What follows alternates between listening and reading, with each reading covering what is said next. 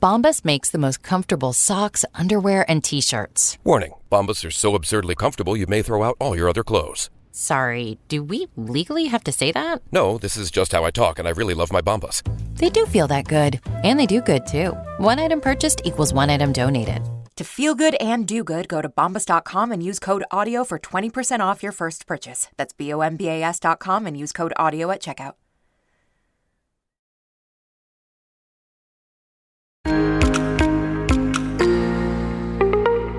Welcome to Sports Management Podcast, where you will hear interesting sports management professionals share their stories, experiences, and passion for the sports management industry.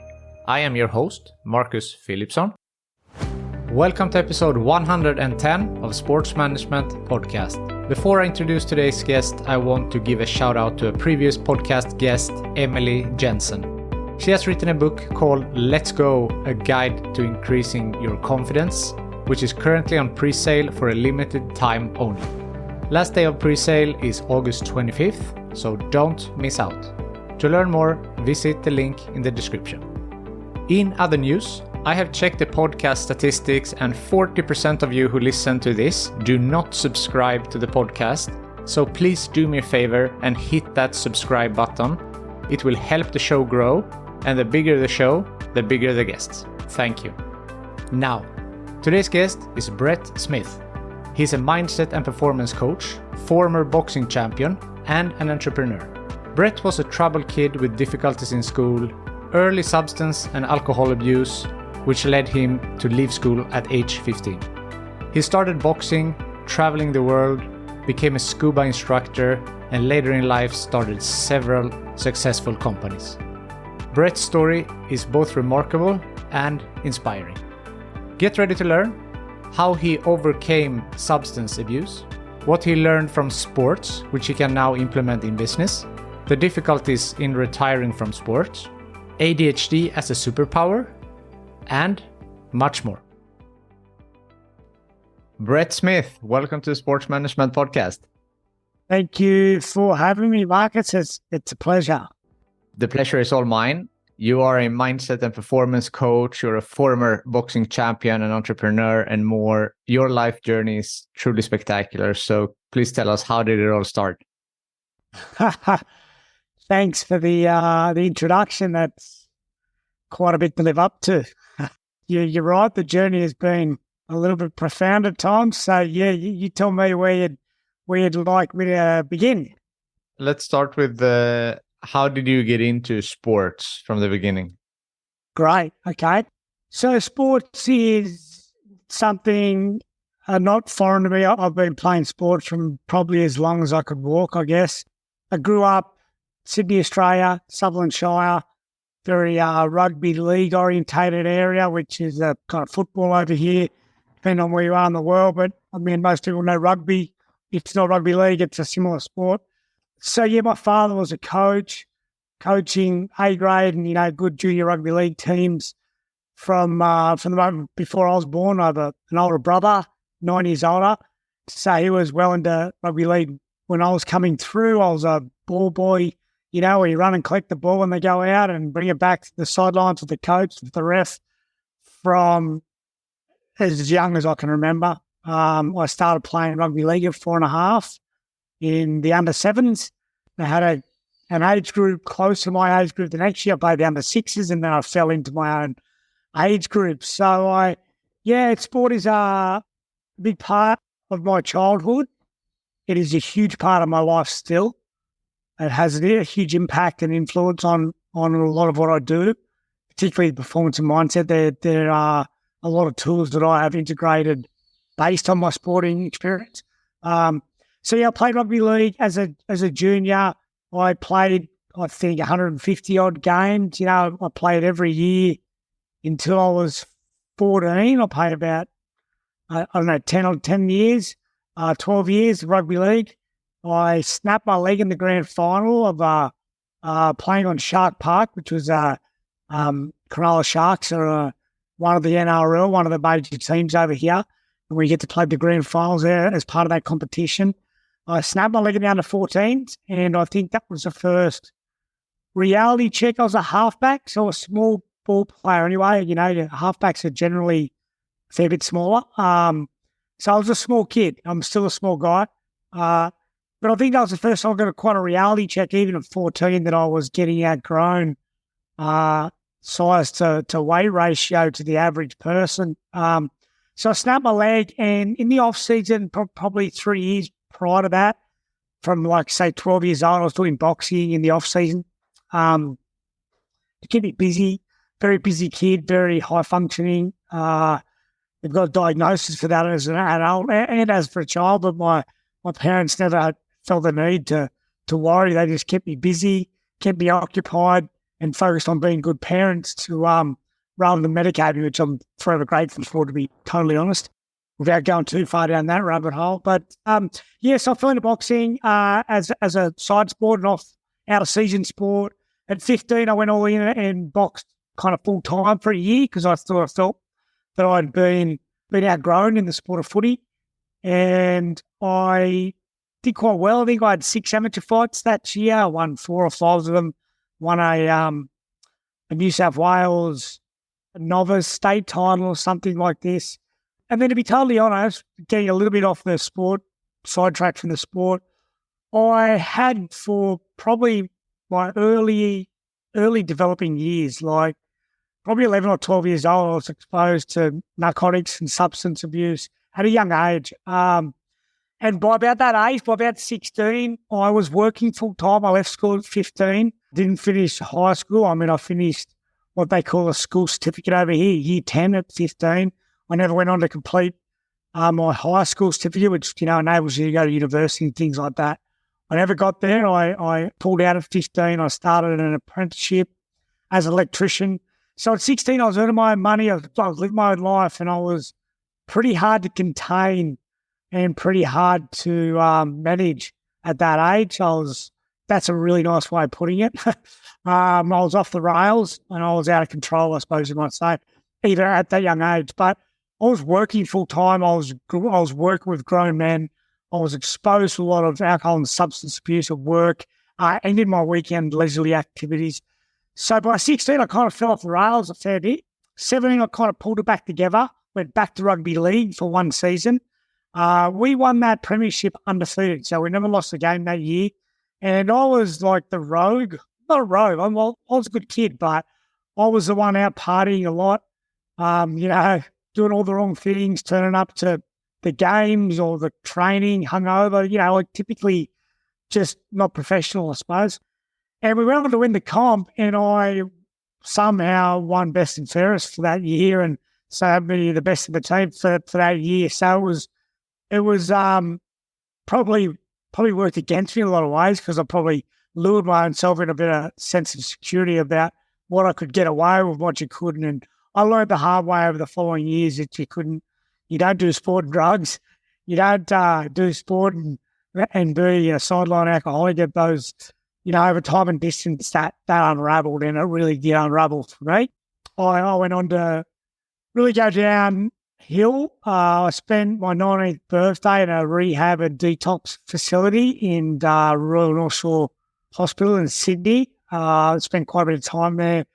Got a real first-hand experience of what real heavy drug addicts and the life where it leads you, and just where you can end up. And I am grateful for that traumatic experience, because, you know, it did give me a clear indication to how bad it can get. And I wasn't by no means quite at that level, but I was in a really bad way. So anyway, from 19 to 21, I was pretty lost. You know, it's pretty hard being 19, particularly when all I'd known in my junior life was to drink and party. So by 21, I left the country. I was very excited to leave Australia. I travelled extensively for about 4 years, about 30 countries in total I think I visited. I got heavily involved in scuba diving. I've dived all over the world. I've dived South Africa, Egypt, Thailand, Australia, obviously, Fiji, Vanuatu. Like, I've dived extensively. But I wound up in a little place called Dahab in Egypt for a year and a half. I became a scuba diving instructor. I got right into technical diving, so decompression diving. I really pushed the limits for myself and what was considered acceptable. I thought I watched a guy. We attempted to do a 100-meter dive, technical decompression dive, 100 meters on air, which for those who know diving would know it's beyond irresponsible. But yeah, it's achievable. And he got severely bent, and I thought that I experienced him dying on that dive. But like getting a bit off track there with the diving, but that is a sport too, and it's definitely a sport that takes a lot of strength, mental, what do you call it? Confidence, I guess, persistence. Like you've really got to be dedicated and stick to your guns even when things aren't going your way. So it's got a lot to do with sport, and it's a different sport to what I do, but it definitely has a lot of the contributing assets of sport. But yeah, like I think Egypt was the first time I really truly found myself, even though I travelled extensively. I had always kind of done it with people from where I was from. When I got to Egypt, it was one of the first times I was actually on my own, and I become very close with the Bedouin people, the local people of Egypt, the indigenous of Egypt, I guess. And yeah, from there I travelled more, travelled extensively. When I come back to Australia, and when I come back to Australia, I come right amongst, I don't know if you've heard of the Cronulla riots. The Cronulla riots were a big thing here in around 2004, 2005. It was a lot of instability in the Southern Shire where I grew up with the Lebanese and Muslim culture and the so-called, white Australian culture. And it bubbled to boiling point, and it really tipped over boiling point. And there was some sort of major riots in our area where we grew up. And I just spent a year and a half in the Middle East, very much involved and very respectful and loving of the Muslim culture. And I was in shock and just a little bit disgusted by the Australian mindset and mentality. And although I was pretty loose and pretty crazy, I'd become pretty well travelled and pretty cultured as well. So I had a lot more, I felt at that point, a lot more respect for other people's opinions and cultures. So I scooted out of Sydney, went straight to the Sunshine Coast where my parents had relocated. And that's when my new life began. And I had a bit of a messy breakup with a previous partner who I've been married now for 11 years and happily with my wife for 15. So it was some time ago now, 15 to probably 18 years ago. And it shook me right up, and it really messed me right up. And I found myself going in the wrong direction. And I know what the wrong direction was because I'd been there firsthand and seen pretty high depths of addiction and just where it took me and where I didn't want to go. And I flipped the coin to go to rehab or to go somewhere else. And it was boxing. I went back to the boxing gym at 26. And that's when my true sporting life began. I had a short amateur career as a senior, like as an adult, for about less than 12 months. I had 11 amateur fights. I won 9, I think. Turned professional, very raw, still very angry, still very confused about who I was, to be honest. And turned professional, and my professional boxing journey began. And, it's a real highlight of my life, and boxing is still a big part of my life, whether it be kind of having a positive influence through performance and mindset around up-and-coming professional fighters now, or helping out in the gym one day a week, or still being part of my, if not daily practice, it's still very much part of my physicality of life. I train every day. So, yeah, that's a bit of a backdrop of where it come from, I guess, yeah. Oh, wow. That's an incredible story, and really inspiring that you really had your hurdles and, in and out of addiction and be able to come to where you are today.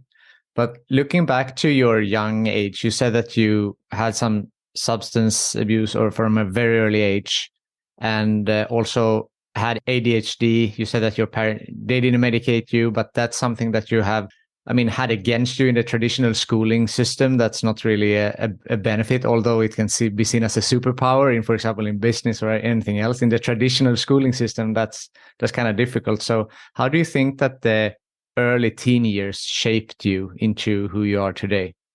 That's a really good question. And obviously it's a challenging one for me to answer, because what those years taught me was resilience. But I truly believe I learnt that And I believe that everything is a learned behaviour. As a human experience, I feel everything is learned. There's very few things that we bring with us when we come and take our first breath. Nearly everything is a learned behaviour.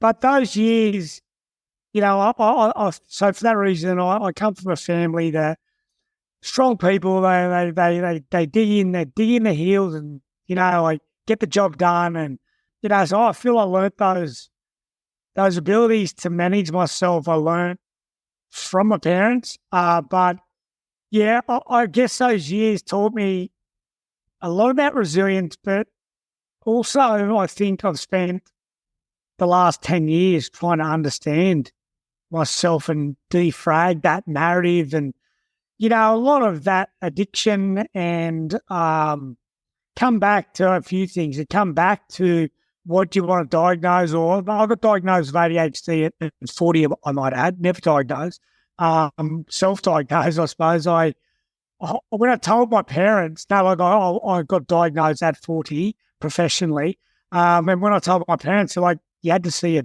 doctor for that?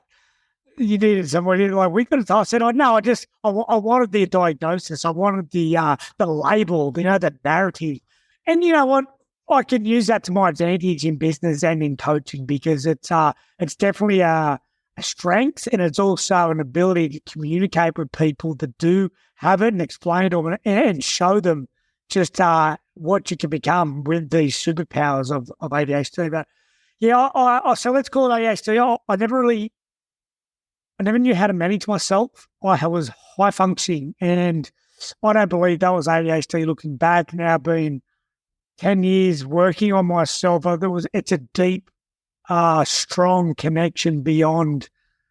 I don't want to get too woo on you, but beyond this experience, I'm very blessed to have some information come to me, and with a lot of practice on how to engage your intuition and use your intuition when it's there, and learning when to turn on, and feeling the energy of spaces, being able to utilize that.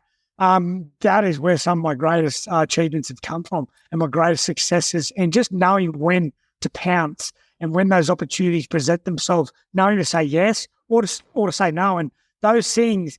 So I had all that information come through to me at a very young age, and I just didn't know how to manage it. I had no idea. Like you said, mainstream education, there's no tools for that. It's like sit down, be quiet, put your hand up to ask a question. That didn't. I was very anti-authority. I didn't like. I respected people. I had a lot of respect for a lot of my teachers, but I didn't want to play by the rules of authorities, and I think that comes generational as well, to be honest. But yeah, so I think I've gone back and had to get back in touch with myself and allow myself to be the kid that I never was coming through, and also I never fit it in, to be totally honest. I never fit it in with the narrative. I never, I always gravitated towards the naughty kids or the rat bags, because they'll probably run away from themselves too, because there was no room for being different, and there still isn't in society. There's a narrative you're supposed to toe the line by and be, and you're expected to be sharp different. You're judged and crucified. So, yeah, I think it was just lessons of resilience and just building strength to eventually come back to find yourself. Most of my successes and my achievements have had nothing to do with education, nothing to do with the people I grew up with. My parents have been strong role models that I love dearly. But I mean, everything else was just part of the journey. I have to be totally honest. A lot of it didn't serve me then, and it doesn't serve me now. I stay connected to those spaces and those people because it's history. It's kind of nostalgic, not because we're deeply closely connected. I can probably count on one, maybe two hands, those that I consider truly close friends or something like this that connect out and reach out and say hi, without a birthday popping up on Facebook or something like this. So, yeah, it's I've kind of gone around with that answer, because it is a tough one to say how it forged me. I feel the forging went on. If anything, it was probably a negative part that I had to go back and correct to be the best version of myself now. Yeah, and I think it's a inspiring story to tell people that you don't have to go down the traditional path and still be successful. We will go into later on what you're doing now, and you have a successful business and you're a performance coach and everything that you're doing now. But back to you left school at 15. You said that you had support from your parents. You were struggling a bit with addiction, but also you said you didn't really fit in. So what was the main reason for leaving school, and how did your family react to that? Oh, to be totally honest, I come from, I don't know what the language where you are, but blue collar, working class family, and I say this with utmost respect to my family because I love where I come from, and I've actually probably been too attached to where I come from and buying into the story of addiction and working class for too long. I really probably crippled myself with that mindset for a long time. But, my father was the same. He never finished school. My mum left school at probably 15, 16 as well. My brother left school at 16. I think my nephews have gone on to go to university, but no one before me had. It was quite normal. I knew by about 14 that I didn't belong in school, and I was looking for the fastest way out, which meant I did a lot of work experience at school. So from 14 and 15, so year 9 and year 10 at school, you can go and have a 1-week placement in construction or any company you like. I gravitated to construction. I did 3 or 4 of those, from plumbing to carpentry to electrical. I knew I was getting out, and it was a stage thing. It wasn't like I just dropped out. Like I was getting out, and I was doing the bare minimum that I had to get out so that my parents would accept that, which they did, and they encouraged it because they knew. I think their statement was, we don't see much point you going and continuing to high school because you're not interested. You're just not, there's nothing good's going to come of it. You're just going to get yourself in more trouble. And so it wasn't, and it was a planned move. I wouldn't say necessarily encouraged, but it was like, if you stay in school, you better double down and do something with it. Otherwise, get out and get a job. And that's what I did. So, looking at where you are right now, can you talk a little bit about what it is that you do now? You work in construction, but you're also doing the mindset and performance coaching. So from all of this, hurdles, all the adversity that we overcome, to where are you right now? Yep. Okay. So that's a hard question because there's a bit going on. So about 8 years ago, 9 years ago, I retired as a fighter. And about 7, 8 years ago, I launched my first startup. And it come because I was very restless. That's a fall from grace when you retire from sport. You really become quite lost. And I was one of those casualties. And I needed something more. And one thing led to another through various different circumstances, and I ended up being affiliated with a coach who was helping a young athlete that I was coaching, and spiritual coach, you might say. And he did a bit of work with me, and it became clear that I needed to do my own thing. And I was tired of the bureaucracy of a large construction company I was working for. Like I said, I've been in the construction industry for 27, 28 years. I'm only 42, but I left school at 15, and that's all I've ever known. So I said, I've got to do this. And at that point in time, we had 3 mortgages, 3 children under 3. And I was in a very good paying construction job, which was, everyone said I was crazy and mad to leave. And I said, it's just something I've got to do. If I can sit here and criticize and say how much better I can do it myself, I need to go and do that. So we launched the electrical company, I think 2015, 2016, something like that.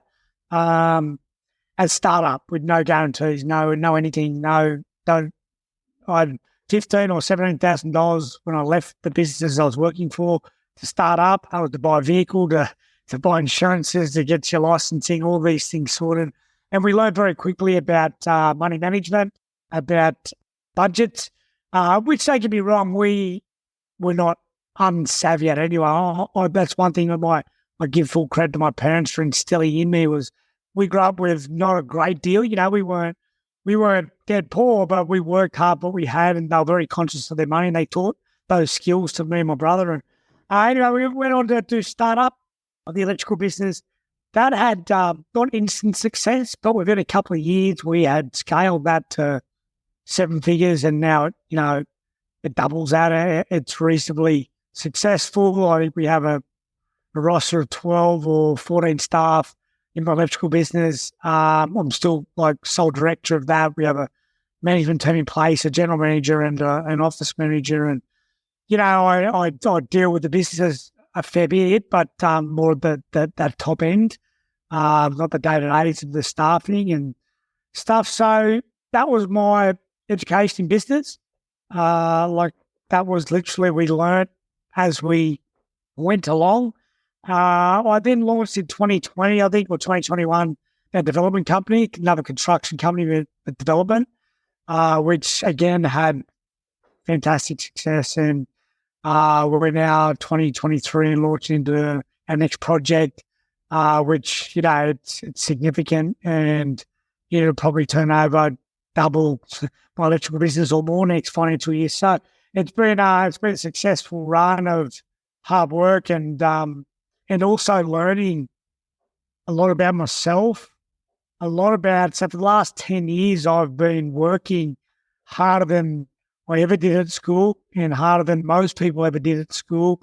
And I've been going back and I've been learning everything I can, every business seminar, every health seminar, every, mindset seminar, every spiritual seminar.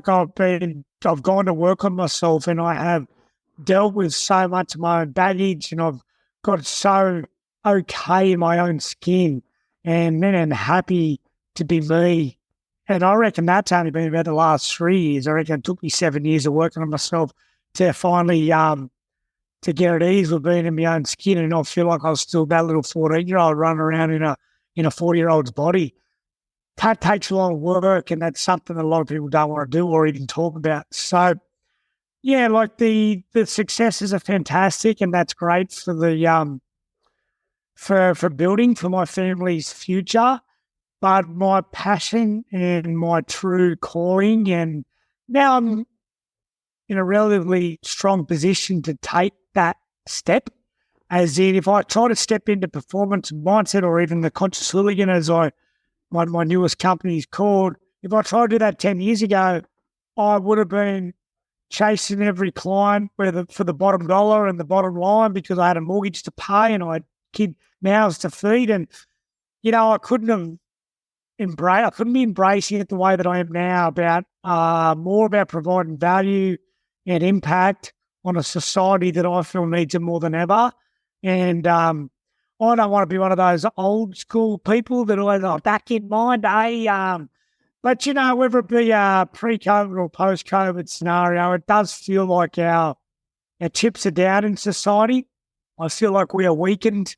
Our social immunity, our intellectual abilities have been sacrificed at the hands of COVID and a lot of other things. But society-wise, I think it needs people standing up and prepared to take drastic and radical action to have an impact and a positive impact on society. And I feel that is what I'm supposed to be doing right now. And you know what?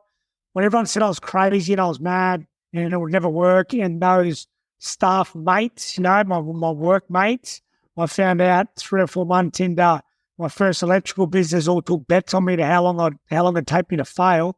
When they were all doing that, I did what I knew I had to do.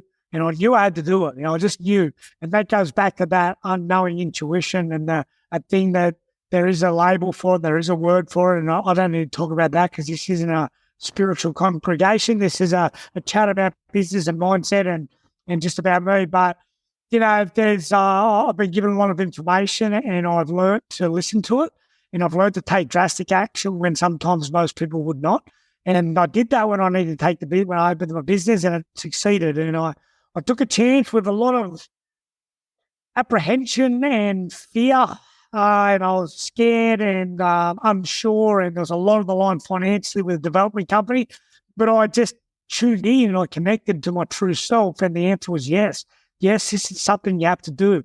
and I did it. And so when that answer is yes, and it's a strong knowing, it means that no matter what, the answer is correct. Even if it is a failure, you were supposed to experience that failure for good reason, and you will learn and grow from that as a human, as an experience, whatever it might be. So the development, it was a strong yes. And I went, right, well, so, yeah, and it was a massive success, and it will continue to be so for the indefinite future. I got this same calling with the coaching space, and I've been working in the coaching space. So I've been in touch and working with coaches and in the personal development space for 10 years. I've been registered as a coach for 5, as in going through my various programs from master practitioner of, NLP, neuro-linguistic programming, hypnosis, behavioral, assessing people, and like all the coaching programs. But, I wasn't ready, and I didn't know what my calling was. I didn't know what my niche was. I wasn't ready. And then I woke up this year, and I deliberately took time off this year to spend with my son. And it was to get clear on what I want to do with the rest of my life, because it become less focused on a monetary situation and more focused on what my purpose was. My direct purpose was to spend a lot more time with my son before he goes to school next year. He was pretty wild and pretty loose, and it reminded me a lot of myself. And I needed to be more present to that and just learn from him. Look in the mirror as I look at him and see myself and see how I can be a better role model. And that was my key. That was my key goal this year, was to step back from the monetary businesses, my companies, and to focus on my family and my future, whatever that looked like. And slowly but surely, the coaching has just got louder and more profound and more clearer. And here we are. I've created I'm talking on a summit tomorrow to students, college students in the USA and business owners in the USA. We're looking to go there in November on a coaching speaking tour. I had a great conversation last night about taking my performance and mindset program into banking systems before the year's out in the corporate world. So there's impact there. And I work with local boxing gyms. I have got so many people reaching out, and it's amazing what happens when you just open your heart and you're ready, and you know that what you're supposed to be doing is you're doing what you're supposed to be doing, because that's when the magic happens. And I have learned that, and I had to go back in order to create. I've got a range of programs being launched in 2024. Right now, my performance and mindset program, it's a universal program built on universal laws. So it is for everyone. I just redirect the niche or the target, as in if it's for sport, we focus on the sport. You still meditate, you still visualize, you still affirm, you still hydrate well, you still eat well, you still live a holistic life. No matter whether you're doing a parent, you're just doing that as a parent. You're just tuning into what it is to be a good parent versus being a good athlete or a good business startup or a person looking to scale their business. So, it's very universally adaptable to the masses, which is the whole purpose of it. It was, my coaching is first and foremost for my kids when I decided to part this experience. So they've always got me to lean onto and to go to see Dad. So just at the click of their buttons, they can go and click on any one of my programs and go and see Dad and get some guidance and some wisdom because I won't be here forever. So that is first and foremost where this come from, an opportunity to give lessons to my kids when hopefully they want to watch them while they're here. But failing that, when I'm one day gone, they'll always have me to look back on. And I always say, if you know the kind of parent that I am, I'm very hands-on, I'm very involved. I coach my daughter in netball. I do taekwondo with one of my other daughters. My son's coming through. I'll be heavily involved in whatever sport he chooses. I'm very hands-on, and I pride myself on being a good parent. So if these programs are designed for them, imagine what they could do for the general consumer. Yeah, if they're good enough for my children, they're more and more than good enough for you, if you understand where I'm going with that. So, Yeah, by 2024, I just see it because I do see things. I just see my logo, which I have got. It's not this one. And I just see the programs wrapping around that, and there's a broad range of them. But this year, I'm just focusing on helping people perform by tweaking their mind and setting it in a direction they want to be operating from. And that is so adaptable. That is for everyone. I love that. One thing I would like to ask you is, now running, multiple businesses in different fields, being successful at that, what learnings have you taken from sports that you can now implement in the corporate world? Organize your life. Be super, super organized. It's a non-negotiable. This goes back to ADHD. It goes back to being high functioning. And, one of the big things that a person with ADHD needs is structure and a system. They really function well off it. But that can go for anyone. You don't have to have ADHD to do this. But if you organize your life, you're going to have more time. You want to do what I do. You want to run 3 companies, have 4 children, coach, be involved in sports. I'm running the Sunshine Coast Marathon this Sunday. Yeah. So, and my goal is to run a sub 3-hour marathon. So that's a pace time of 4:15. If you're working in minutes, or 650 miles, you're moving, man. You're moving. So that takes 6 to 8 hours of my life every week just running. A lot of time to learn too when you're listening to podcasts, and I carry a dictaphone and I record all my downloads, all my subconscious downloads, and all the information that comes to me the way it does. I record that, and then I type it up, and that there I could create a program in the space of a 1 hour run. I mean, I get enough downloads, I come back, I make the notes in a Word document, and then I just go and extend upon them, and bang, you'll have a 6, 8, 10 week program to provide to people. But organize your life is a profoundly huge tool. Make lists. Lists are massive, whether or not you put your highest priority at the top or the middle or whatever. Strike that list off with a highlighter so you feel successful each week because you see you're making progress. Adapt that list at the end of each week. You don't get it all done, that's okay. Move it over to the next week. But then that's something that a really important role model, mentor of mine. He was my boxing manager and definitely a strong business mentor of mine. Taught me very early in my career is get a list, get a notepad and write everything down and tick it off as you do it. It's a really, really easy tool. Same as organising your life. If you don't know, I'm sure you're going to give your listeners an opportunity on how to reach out to me. These are big parts of my toolbox for my performance and mindset programs. Goals, you've got to be really crystal clear on your goals and what they are, what they look like. And, I've always known where I was going before I was there.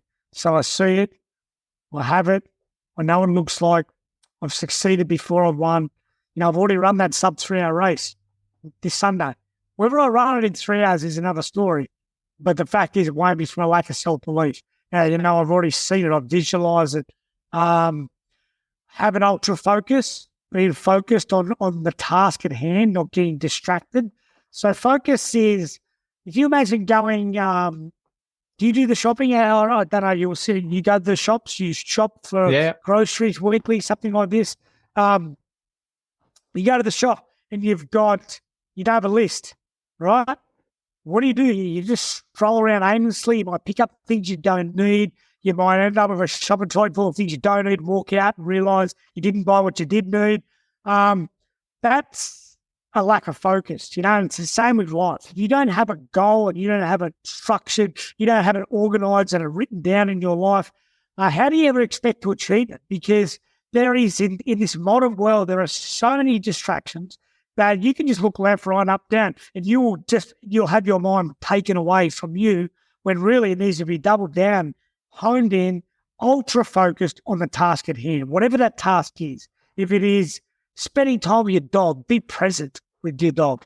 Okay, if it is spending time with your children, your wife, your business, your goals, your sport, whatever it is, be focused and be completely present at any given time. That takes a lot of work as well. Taking action. Everyone can have all the tools in the world. You can have all the tools and know all the information. The biggest problem with this information era is that everyone knows everything and no one does shit about it. Nobody takes action. Nobody steps forward. Everyone knows they're all keyboard know-it-alls. They know everything. They've done all the programs, know all the information. What are you done with it? So one of my biggest strengths in life is action. Or one of my strongest points is when it's time I go. I freaking go. And I don't know any other way. And I'm forever grateful for that strength because it is something that a lot of people do struggle with. But again, procrastination is normally an overwhelm. It's normally a bad habit of overwhelm with too much information, and it goes back to not being organised. It goes back to not being clear on your goals. It goes back to not being focused on your goals. It goes back to not taking action. You put those things in the perfect systematic form, and you watch the synchronicities flow through your life, and the opportunities start to present themselves, and you start to win. Whatever it be, whatever you're doing, you start to win at life. It reminds me of Dana White, the president of the UFC. He's saying that nowadays, if you even remotely a savage, you will run everyone over because, what you said, like people don't really take action. People know stuff, but they don't want to implement them. So I like that, take action. Then you also mentioned the focus part, and I'm obviously not an expert in ADHD, but isn't that one of the things that you have some difficulty on focusing on some tasks? So how have you worked with that now that you are super focused on your goals when you're also having the ADHD part of it? Well, you said it yourself. You asked one word and answer the next. You said, how do you focus on your goals? I said goals. Okay, so anybody high functioning with ADHD, it's not they can't focus. They just can't focus on shit that doesn't interest them. They need to be focused on what ticks their boxes, what their interests are. Find their interest and watch them double down. No, they are ultra focused. They are the best. That's why they are such overachievers. That's why a huge percentage are entrepreneurs, CEOs, corporate executives, because they are so driven and so focused. But they've got to be interested. It's got to be something they enjoy doing. So for me, I've kind of lost a bit of interest in being an electrician. So the focus is more challenging now, but I do love business. I do love the idea of scaling and success and making it something that I've never done before, as in building something. I do have a lot of focus on that. So yeah, I think it's the ADHD, that's easy if you know what you want. You know what you want, it's easy, you just got to go get it. You've got to find the tools and the ability, because you won't ever have to worry about the kid with ADHD doubling down and working hard to get it. You just got to find what they love and then find a way, if it's at an age or a point where it's affecting their education or their day-to-day life, it's finding a way to integrate what they do love into their everyday life, so you can kind of leverage that to get the best out of them for their own growth, whilst also stimulating them enough to stay on track and focused enough to want to be there and be involved. Yeah, so that's why in the beginning we said that ADHD it's a superpower, but it can also be something challenging. So in this case, what you said, it's so many successful entrepreneurs that have ADHD because they have this ultra focus. So I love that. They do what they love, because like most entrepreneurs, they come from nothing. They've got some crazy idea where everyone calls them mad, me included. I mean, I'm in construction. That's not a new thing, but doing what I did at that point in my life was a crazy move. But I just knew, and a lot of, I think, and this isn't, I'm not a doctor, obviously, and this I'll be very conscious for any of your listeners to not take my wording out of context for who I am. I'm just a guy. I'm just a coach who has, this is my own perspective, but I do truly believe that we are overdiagnosed, under-supported, and under-parented. I believe it's a scapegoat and an opportunity for less accountability for the people that are in charge of these young kids coming through, i.e. their parents or their guardians or their role models or their mentors, whoever they might be. I think they need to step up and be like my parents, be more involved, get them more involved in things and give them the tools they need to succeed in life versus just looking for a scapegoat. You know, any GP, and again, I'm very conscious of what I'm saying here, it's very easy to be diagnosed. I'll just say that. It's very easy to be diagnosed with ADHD, and the true levels of it are pretty rare. Actually, it's just a lot of it is, I feel, I hope I'm not getting myself in trouble. But yeah, I feel a lot of it's neglect of people doing their due diligence as parents, as teachers, as, you know, like it's just an easy out. It's inconvenient to have a disruptive child in a classroom, and I believe that a lot of that comes back to parenting and not teaching kids what they need to learn, as in social skills in the home front. So when they go to school, they can focus on, the teachers can focus on giving them education, and they don't have to worry about being the disciplinarian because they're not getting it at home. And it snowballs, you know. And I'm not saying, you know, there's a lot, of course, there's levels of ADHD that are affecting the classroom and this and that, but a lot of it is a lack of work from the bottom up and the bottom down, I feel. You mentioned visualization quite a bit as well. You said that you already have ran the marathon in your head. You know the business, 2024, what's going to happen. How are you working with visualization? I visualized from, I'll grab a book. Yeah. This is one book, right? This is a book from John Cahoe, right? Mind Power. This talks about affirmations and contemplation and dreams and visualization. This book was written in 97, okay? 1997. Louise Hay, Here Your Life, written in 1984. These are new phenomenons or new tricks or tools. These are real life things to help you reprogram or program the subconscious mind, because it is a narrative that is working in the background on behalf of you. You know, your conscious mind is picking up that coffee to drink it, but, you know, your unconscious mind is sleeping and going to the toilet and also thinking a lot for you, which you don't realise. And by tapping into that, by programming that through things like affirmations, through things like visualization, you can change the outcome. I've done visualization long before I read those books. It was something that was talked about a million years ago, long before I fell into personal development 10 years ago. I think even, 15, 20 years ago, it was a thing. I mean, like I said, it's been a thing forever, but I think I've done it for a long time. I remember a Facebook memory or something come up of my wife had taken a photo of me at a local boxing gym like 12 or 14 years ago. I'd been visualizing and I was visualizing going through the fight. And as the bell would ring for the gym buzzer for the kids to start skipping or hitting a bag or sparring, I'd do my 12 rounds to that 12 rounds. I'd sit there and visualize for 12 rounds because I sat and I watched how the fight was going to go.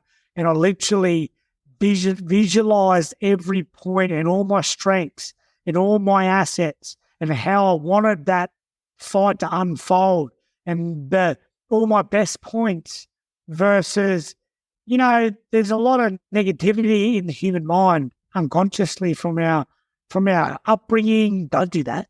No, don't be naughty. No, don't. No, it's a natural thing to have a negative no in the background. So it's quite easy to fall into the habit of just saying, I can't do that. Or no, that won't go my way. And by changing that narrative and by changing the communication with yourself, you change the outcome. So whether it be sport, business, I now read, but I'm up to about 64 affirmations that I read to myself each and every day, morning and night. Okay, I visualize every day. So visualization took an extension for me when I learned to meditate about 6 years ago. I started to meditate and I read a book about meditation, and it was a book that was on my shelf when I was like 17 years old. So I never read it, but I was always drawn to this kind of spiritual connection of self and self-discovery. And the visualization is a big part, and I meditate into that a lot these days. And meditation is just that, right? You're just spending some time alone, and whether or not you're stopping the mind or engaging in future concepts, that's what visualization is to me. And I do it every morning myself. I'm a student of my own work. I only do things that I know 100% work, not just by me, but by the thousands of people before me and the century-long history of education to say that it works. But yeah, it's firsthand. The problem with all these things are they're so simple. And people get stuck. The logical mind gets stuck on simplicity, and it gets stuck on the idea that it's not in control of these things. Like, how could you possibly just imagine it's going to true and then it happens? Well, it works. I'm sorry. Sorry, logical mind, but these things work. And I think you'll find that a lot of successful people will tell you the exact same thing. Really interesting.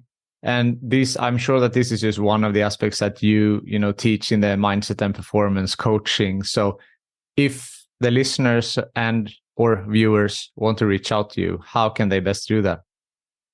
Yes, of course. For the time being, so the website is it's under reconstruction because I'm in construction, so it's under a rebuild.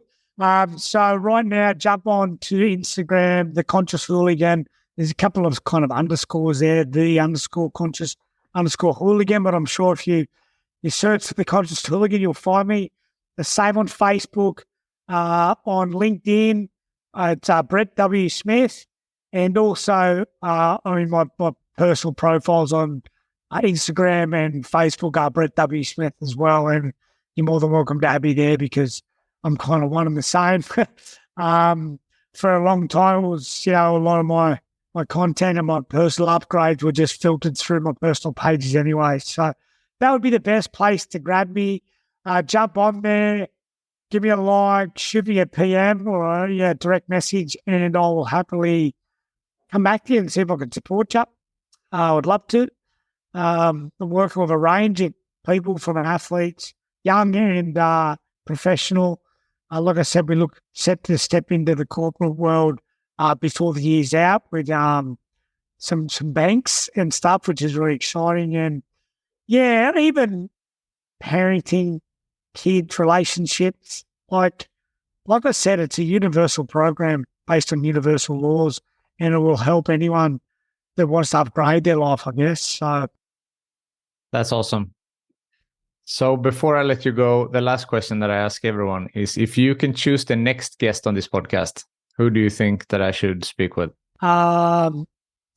Jason Reynolds from the Quantum Movement. Would happily put you in touch with him. He was my first ever coach.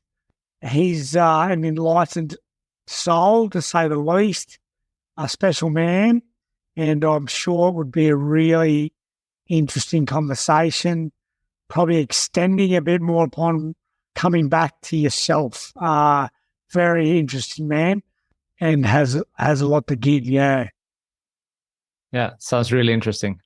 Brett, thank you so much for taking the time to be on the Sports Management Podcast. Oh, it's been a pleasure, Marcus. Thanks for having me, and I look forward to talking to you again, for sure. Thank you for listening to the Sports Management Podcast. Please hit the subscribe button so you don't miss out on any upcoming episodes. Also, feel free to leave a comment about what you thought about this episode.